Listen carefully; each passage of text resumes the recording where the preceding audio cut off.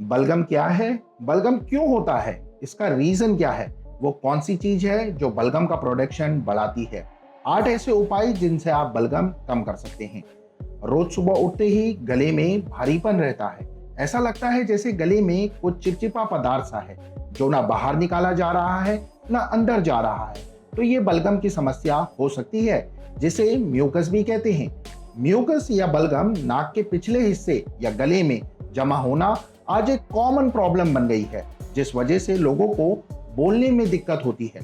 बार बार गला साफ करना पड़ता है, बार बार कफ आता है। ऐसा लगता है जैसे गले में एक भारी पदार्थ सा अटक गया है, जो पूरे दिन महसूस तो होता है लेकिन बाहर नहीं आ पाता।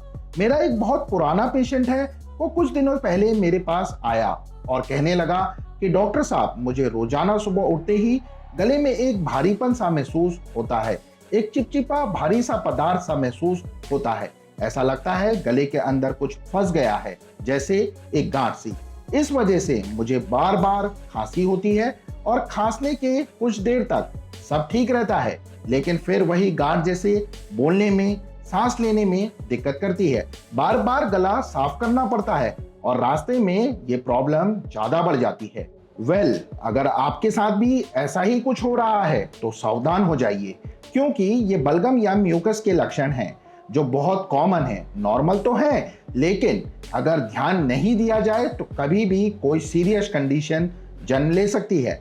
इसलिए आज मैं आपको बताने वाला हूँ म्यूकस को जड़ से खत्म करने के लिए आपने क्या करना है, खान पान में क्या बदलाव करने हैं, ऐसी कौन सी चीज है जो बलगम को बढ़ाती है, जिनसे आपको दूर रहना है ताकि बलगम की समस्या दोबारा ना हो।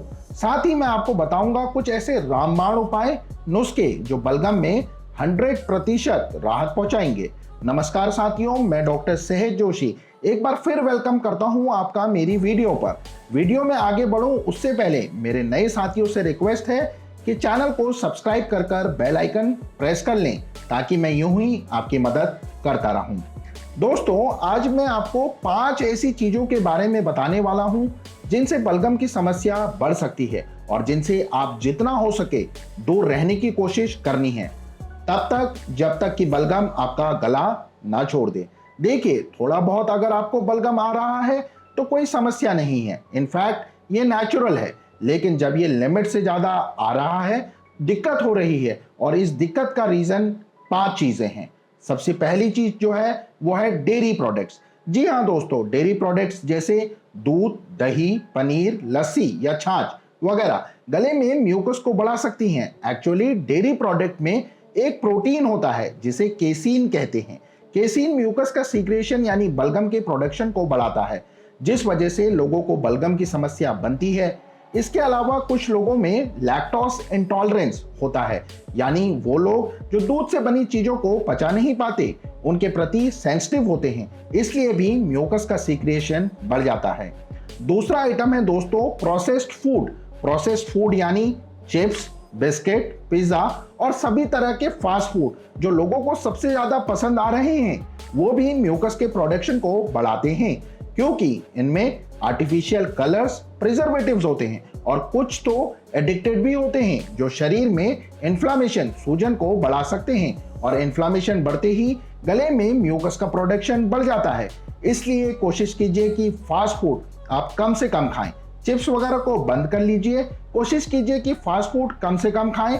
बाहर का खाना खाने का शौक रखते हैं तो इस शौक को कम कर दें, वरना ये प्रॉब्लम बनी रहेगी। तीसरा आइटम है दोस्तों sugar rich foods. Sugar rich foods यानी ऐसा खाना जिसमें शुगर ज्यादा होती है, लाइक पेस्ट्रीज, केक, चॉकलेट वगैरह।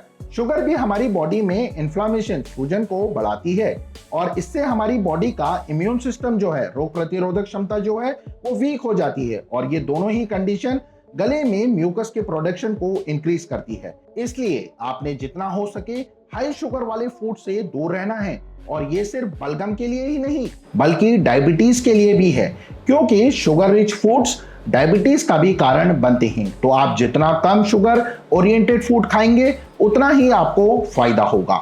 चौथे नंबर पर है दोस्तों gluten containing foods. Gluten containing foods हम रोजाना कंज्यूम करते हैं, जैसे गेहूं, जौ, राई एक्सेट्रा एक्सेट्रा। अब आप कहेंगे कि इन्हें खाना तो बंद नहीं कर सकते, तो ऑब्वियसली नहीं कर सकते, लेकिन कुछ लोगों में यह देखा गया है कि उन्हें ग्लूटेन कंटेनिंग फूड के प्रति सेंसिटिविटी होती है, जिस वजह से गले में म्यूकस के प्रोडक्शन बढ़ जाता है। तो यहाँ पर को आप एक काम कर सकते हैं कि 8 से 10 दिन के लिए इसे बंद कर सकते हैं। इससे आपको पता चल जाएगा कि म्यूकस का रीजन क्या है। अगर बलगम आना कम हो जाता है, मतलब ये खाना ही आपको दिक्कत कर रहा है, तो आप ब्रेड वगैरह बंद कर सकते हैं या फिर अपने डॉक्टर की सलाह भी ले सकते हैं। डॉक्टर की सलाह से याद आया, आप इसके लिए कुछ होम्योपैथिक दवाई भी ले सकते हैं। होम्योपैथी में म्यूकस को खत्म करने के लिए एक से बढ़कर एक मेडिसिन आती हैं जो 100% सेफ और रिलायबल हैं, जैसे आर्सेनिक, काली मिर्च और भी बहुत सी मेडिसिन हैं जिनसे ये प्रॉब्लम हमेशा के लिए खत्म हो सकती है। लेकिन कोई भी दवा यूज करने के लिए आप किसी अच्छे होम्योपैथ, क्वालिफाइड होम्योपैथ डॉक्टर से मिलकर या मुझे भी मैसेज या कॉल कर सकते हैं। मेरा नंबर स्क्रीन पर दिया हुआ है।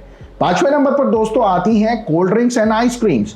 आइसक्रीम या कोल्ड ड्रिंक्स जैसे ठंडे पेय पदार्थों में पहले तो शुगर बहुत होती है, और मैं बता चुका हूं कि शुगर बलगम के लिए ठीक नहीं है। इसके अलावा हमारे गले में एक लाइनिंग सी होती है जिसे थ्रॉट लाइनिंग कहते हैं। उसमें ये ठंडे पदार्थ टेम्पररी कॉन्ट्रैक्शन पैदा कर सकते हैं, जिस वजह से लाइन अफेक्टेड होती है और ये भी म्यूकस का प्रोडक्शन बढ़ा सकते हैं। अब हमने ये तो जान लिया कि म्यूकस को बढ़ाने वाले पदार्थ कौन से होते हैं, क्या खाना है क्या नहीं, और नहीं इन द सेंस आप देखिए कि क्या चीज है जिस वजह से आपको ये प्रॉब्लम हो रही है, या फिर उसे बंद कीजिए या कम से कम यूज कीजिए और फिर देखिए कि क्या उस चीज के बंद होने से राहत है। अगर है तो बस प्रॉब्लम की जड़ वही है, इसलिए उस चीज को खुद से जितना जल्दी हो सके दूर कर दीजिए। साथ ही अब मैं आपको 8 दमदार उपाय बताने वाला हूं जो गले में सालों पुराने जमे बलगम को भी बाहर निकालने में हेल्प करेंगे, तो इन्हें भी यूज कीजिए। नंबर 1 पे है स्टीम इनहेलेशन। गर्म पानी की भाप लेने से गले और नाक में जमे सालों पुराने बलगम को पतला हो जाता है और इससे आपको राहत मिल सकती है। तो कोशिश कीजिए कि दिन में कम से कम 1 या 2 बार आप गर्म पानी का भाप लें और सोने से पहले लेते हैं तो बहुत ज्यादा फायदा होगा। दूसरे नंबर पर है दोस्तों ड्रिंक मोर वाटर। जी हाँ, जितना ज्यादा पानी उतना कम बलगम, इसलिए दिन के 8 गिलास पानी तो आपने पीने ही पीने हैं। काम चाहे जितना हो, पानी पीने के लिए टाइम निकालें, क्योंकि पानी बॉडी को हाइड्रेट रखता है और जितना शरीर हाइड्रेट रहेगा म्यूकस पतला होगा और आसानी से बाहर निकल जाएगा। तीसरे नंबर पर है elevate your head while sleeping. सोते समय पिलो अगर आप यूज करते हैं तो कोशिश कीजिए कि उसे थोड़ा ऊंचा रखिए, मतलब कुछ इस तरह से कि सर थोड़ा ऊपर की तरफ रहे। तो आप बेड को भी थोड़ा ऊपर कर सकते हैं, इससे भी आपको काफी राहत मिलेगी।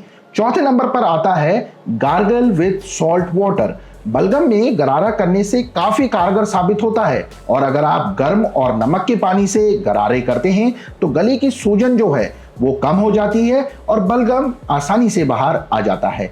5वें नंबर पर है avoid allergens and irritants. Allergy या इरिटेंट्स किसी को भी हो सकती है और किसी भी चीज से हो सकती है। जैसे कुछ लोगों को धूल से एलर्जी होती है, किसी को धुएं से, किसी को धूप से, प्याज से और अलग अलग चीजों से।